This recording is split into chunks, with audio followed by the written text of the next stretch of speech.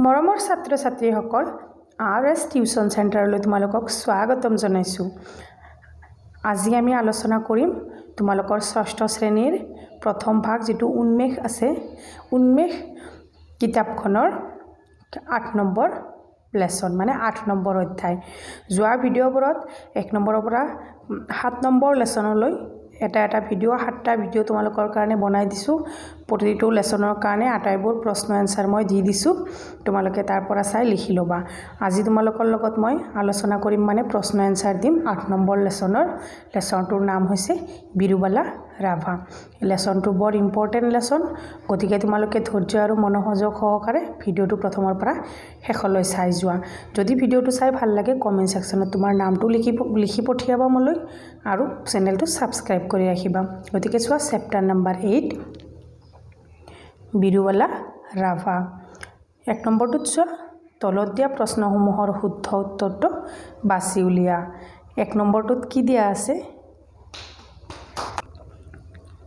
ইয়াতে কাৰ চোৱা কটুত দিয়া আছে কাৰ গাত পৰিয়ে বাহ লৈছিল বুলি দেউধনীয়ে মঙ্গল চাই কৈছিল।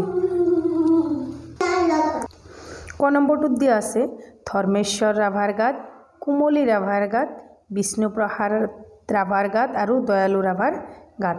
ইয়াৰে শুদ্ধ এনসাৰটো হ'ব দয়ালু ৰাভাৰ গাত। তোমালোকে কিতাপত চিন দি লবা। তাৰে পিছত খ নম্বৰটো চোৱা অসম ডাইনী অপৰাধ প্ৰতিৰোধ নিষিদ্ধ আৰু সুৰক্ষা আইন কেতিয়া প্ৰণয়ন কৰা হৈছিল। মোস্ট ইম্পৰ্টেন্ট কোৱেশ্চন, এইটো তোমালোকৰ পৰীক্ষাত আহিব। এবাৰ চাবা পৰীক্ষা দি আহি কেনেও যদি মোৰ ভিডিঅ'টো চোৱা পৰীক্ষা দি আহি মোক ক'ব লাগিব যে হয় মেম এইটো পৰীক্ষাত আহিছিল।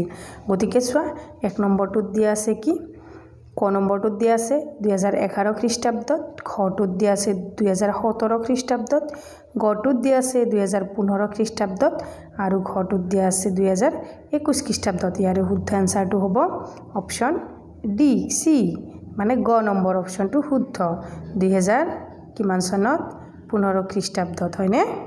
তাৰে পিছৰ প্ৰশ্নটো চোৱা তলত দিয়া প্ৰশ্ন কেইটাৰ উত্তৰ কোৱা আৰু লিখা। চোৱা বিৰুবালা ৰাভা কেনে ধৰণৰ স্বভাৱে সকলোক আকৰ্ষিত কৰিছিল। চোৱা ইয়াতে কি কৈছে যে বিৰুবালা ৰাভাৰ কেনে ধৰণৰ স্বভাৱে সকলোকে আকৰ্ষিত কৰিছিল। মোস্ট ইম্পৰ্টেন্ট কোৱেশ্চন, মনত ৰাখিবা এনসাৰত লিখিবা তোমালোকে। বিৰুবালা ৰাভাৰ নম্ৰতা, সহানুভূতি আৰু সাহসে সকলোকে আকৰ্ষিত কৰিছিল। তাৰে পিছৰ প্ৰশ্নটো চোৱা বিৰুবালা ৰাভা কিয় শিক্ষকৰ প্ৰিয় ছাত্ৰী আছিল। এনসাৰত লিখিবা সি পঢ়াত আগ্ৰহী আৰু মনোযোগী ছাত্ৰী আছিল বুলি শিক্ষকে তেওঁক ভাল পাইছিল। কিয় ভাল পাইছিল? সি পঢ়াত কি আছিল? সি মানে তাই পঢ়াত আগ্ৰহী আছিল। ইয়াতে সি নহয় সৰি, যেহেতু বিৰুবালা ৰাভা এজনী ছোৱালী গতিকে ইয়াতে সি নহ'ব তাই হ'ব। তাই পঢ়াত আগ্ৰহী আছিল আৰু মনোযোগী ছাত্ৰী আছিল বুলি শিক্ষকে তেওঁক নহয় তাইক ভাল পাইছিল। তাৰে পিছৰ প্ৰশ্নটো চোৱা বিৰুবালা ৰাভাৰ লগত ডাইনী বিশ্বাস বিৰোধী অভিযানত অংশগ্ৰহণ কৰা সংগঠনটোৰ নাম কি আছিল। সংগঠনটোৰ নাম আছিল মিছন বিৰুবালা। তাৰে পিছৰ প্ৰশ্নটো চোৱা বিৰুবালা ৰাভাৰ মিছন বিৰুবালা অভিযানক অসম চৰকাৰে কি হিচাপে স্বীকৃতি দিছিল। প্ৰশ্নটো বৰ ইম্পৰ্টেন্ট প্ৰশ্ন। চোৱা যে বিৰুবালা ৰাভাৰ মিছন বিৰুবালা অভিযানক অসম চৰকাৰে কি হিচাপে স্বীকৃতি দিছিল। এইটো এনসাৰটোত হ'ব অসম চৰকাৰে মিছন বিৰুবালাক এক সচেতনতা অভিযান হিচাপে স্বীকৃতি দিছিল। কি বুলি স্বীকৃতি দিছিল? এক সচেতনতা অভিযান হিচাপে স্বীকৃতি দিছিল। তাৰে পিছৰ 9 নম্বৰ প্ৰশ্নটো চোৱা ৰাজ্য চৰকাৰে বিৰুবালা ৰাভালৈ কি বঁটা আগবঢ়াইছিল।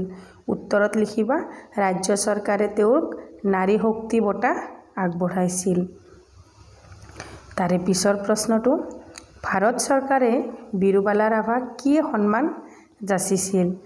ভাৰত চৰকাৰে তেওঁক পদ্মশ্ৰী বঁটাৰে সন্মানিত কৰিছিল। চোৱা ইয়াতে প্ৰশ্নটোত কি কৈছে যে ভাৰত চৰকাৰে বিৰুবালা ৰাভাক কি সন্মান যাচিছিল।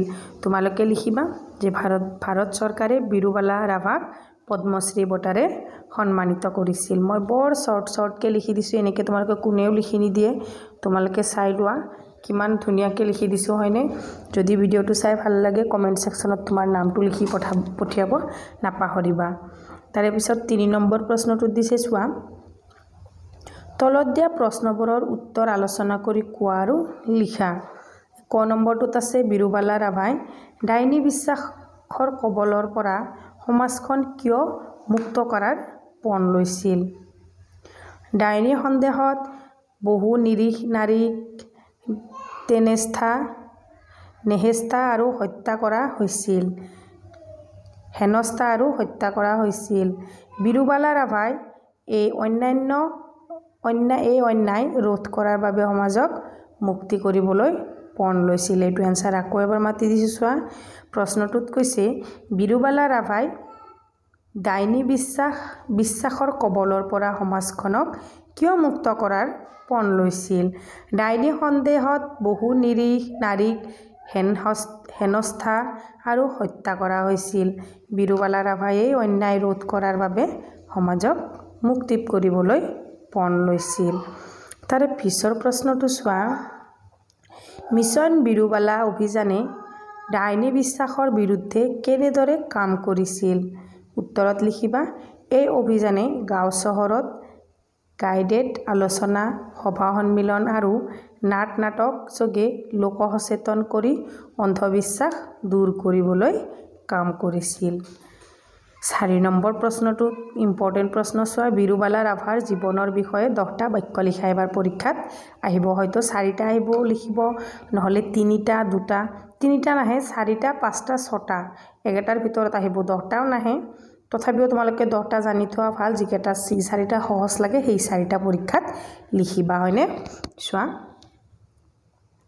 বিৰু 1 নম্বৰত লিখিবা বিৰুবালা ৰাভা অসমৰ এটা গাঁৱত জন্মগ্ৰহণ কৰিছিল তাৰ পিছত 2 নম্বৰত লিখিবা তেওঁ শৈশৱতে সামাজিক অবিচাৰৰ সৈতে পৰিচিত হৈছিল আকৌ 3 নম্বৰটোত লিখিবা তেওঁ শিক্ষাৰ বাবে অধিক আগ্ৰহী আছিল আকৌ 4 নম্বৰটোত লিখিবা ডাইনী সন্দেহত মহিলাৰ ওপৰত হোৱা অত্যাচাৰকে তেওঁ আন্দোলনলৈ অনুপ্ৰাণিত কৰে আকৌ 5 নম্বৰটোত লিখিবা তেওঁ মিছন বিৰুবালা নামৰ এক সংগঠন গঠন কৰে 6 নম্বৰত লিখিবা এই সংগঠন ডাইনী বিশ্বাস বিৰোধী সচেতনতাৰ কাম কৰিছিল 7 নম্বৰত লিখিবা তেওঁ অসমৰ বহুত ঠাইতে গাইডেড আলোচনা আৰু সচেতনতাৰ সভা আয়োজন কৰিছিল 5 আৰু 8 নম্বৰত লিখিবা যে ৰাজ্য চৰকাৰে তেওঁক নাৰী শক্তি বঁটা প্ৰদান কৰিছিল ইয়াৰ পৰা সৰু প্ৰশ্ন এটা হ'ব পাৰে যে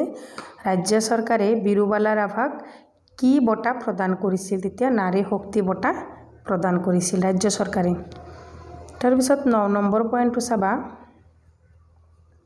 কেন্দ্ৰীয় চৰকাৰে তেওঁক পদ্মশ্ৰী বঁটা দিয়ে সোৱা ৰাজ্য চৰকাৰে তেওঁক নাৰী শক্তি বঁটা দিছিল আৰু কেন্দ্ৰীয় চৰকাৰে তেওঁক পদ্মশ্ৰী সন্মান দিয়ে 10 নম্বৰটোত সোৱা বিৰুবালা ৰাভা সমাজৰ অন্ধবিশ্বাসৰ বিৰুদ্ধে সাহসিকতাৰ প্ৰতীক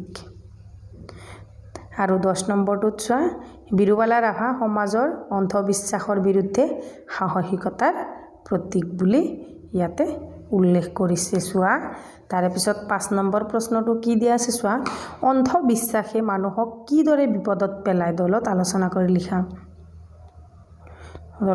কৰি লিখিবা যে অন্ধবিশ্বাসে মানুহক বিজ্ঞান আৰু যুক্তিবোধৰ পৰা আঁতৰি লৈ যায় বহু সময়ত এই বিশ্বাসৰ বাবে নিৰীহ মানুহক ডাইনী বুলি হেনস্থা কৰা হয় আৰু শাৰীৰিকভাৱে কষ্ট দিয়া হয় আৰু কেতিয়াবা মৃত্যুৰ সন্মুখীন কৰা হয় ই সমাজৰ ভয় আৰু অনাৱস্থাৰ সৃষ্টি কৰে হেয়ে অন্ধবিশ্বাসৰ বিৰুদ্ধে শিক্ষাৰ প্ৰতিষেধ ল'ব লাগিব